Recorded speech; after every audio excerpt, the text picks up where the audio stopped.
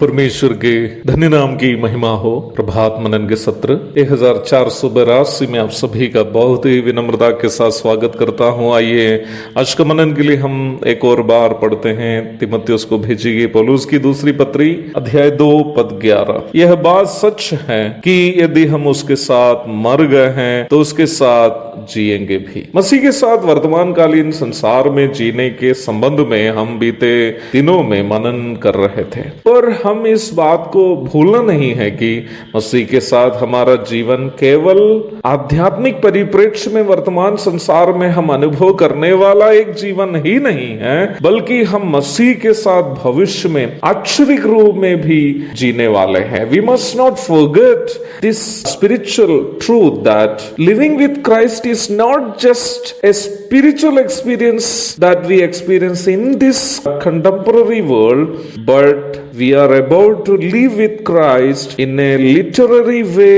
in the future also. उस विषय की ओर प्रवेश करने के पूर्व मैं पुनः आपको वो बात याद दिलाना चाहता हूँ जो बीते दिनों में भी मैं आपसे बताया था। मसीह के साथ जीने का आश्चर्य अर्थ मसीह का जीवन जीना है। Living the life of Christ, चाहे वर्तमान संसार में हो या भविष्य में। वर्तमान कालीन संसार में हम जो उद्धार पाए हैं, इस कोशिश में लगे हैं कि हमारे पाप से प्रदूषित शरीर में हम मसीह के पवित्रता की परिपूर्णता की प्राप्ति करें। फिलिपी अध्याय 3 पद 8 से 11 तक। यदि आप इस भाग को पढ़कर देख लेंगे, आप इस बात को अवश्य समझ पाएंगे कि वर्तमान संसार में रहते वक्त ही प्रेरित पौलुस की हार्दिक तमन्ना क्या थी। फिलिपी 3 की 11 में पौलुस इस प्रकार कहता है कि मैं किसी भी रीति से मरे हुए में से जी उठने के पद तक पहुंचो।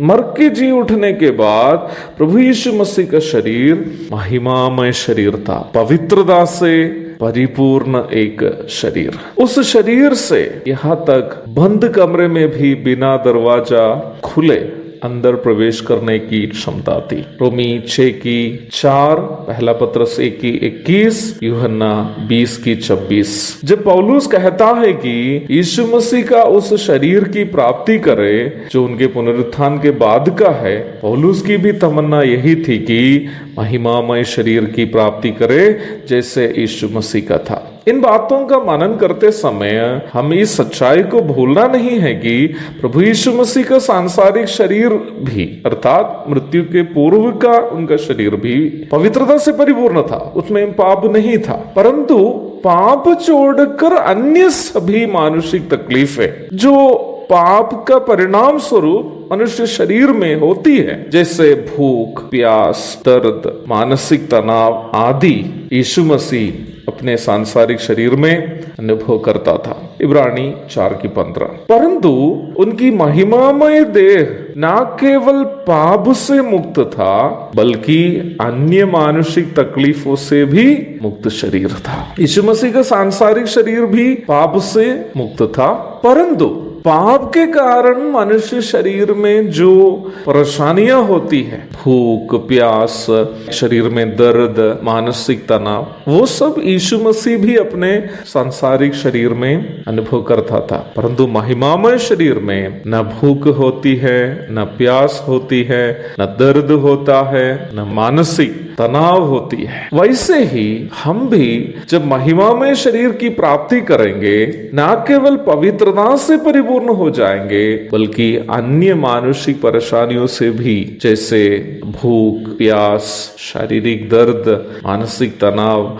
आदि से भी हम हमेशा के लिए छुटकारा पाएंगे। पहला कुरिन्थी अध्याय 15 पद 49 से 57 तक पढ़ लीजिएगा। ये कार्य तब होगा जब प्रभु यीशु मसीह कलीसिया को लेने के लिए बादल में आएंगे। उस समय उन पर विश्वास करने वाले तमाम विश्वासियों का रूप बदलकर हम प्रभु के महिमामय शरीर की प्राप्ति करेंगे। रोमी 6 की 5, पहला कुरिन्थी 15 की 52 और 53, फिलिपी 3 की 20 और 21, पहला यूहन्ना 3 की 2 आदि पद पद पढ़ लीजिएगा। तत्पश्चात हम सदा सर्वदा उस महिमामय शरीर के साथ प्रभु की संगति में आक्षरिक रूप में जीवन बिताएंगे युग युग तक। वर्तमान में हम विश्वास के द्वारा प्रभु के संग जी रहे हैं, लेकिन वो धन्य दिन शीघ्र आ रहा है जब से हम प्रभु के संग आक्षरिक रूप में महिमामय शरीर के साथ प्रभु के पवित्रता से परिपूर्ण शरीर के समान शरीरों के साथ हम प्रभु की संगति में आनंद गाल जीवन बिताएंगे। फिर कभी हमें दुख नहीं होगा, दर्द नहीं होगा, भूख और प्यास नहीं होगी और मानसिक तनाव नहीं होगा। हम हमेशा प्रभु की उपस्थिति का उस आनंद और आत्म संतुष्टि को अनुभव करते हुए प्रभु के साथ जीवन बिताएंगे। उस धन्य आशा के साथ आज का प्रभात मनन का मैं यहाँ परिसमाप्ति करता हूँ। प्रभु आप सबको आशीष दे। आमीन।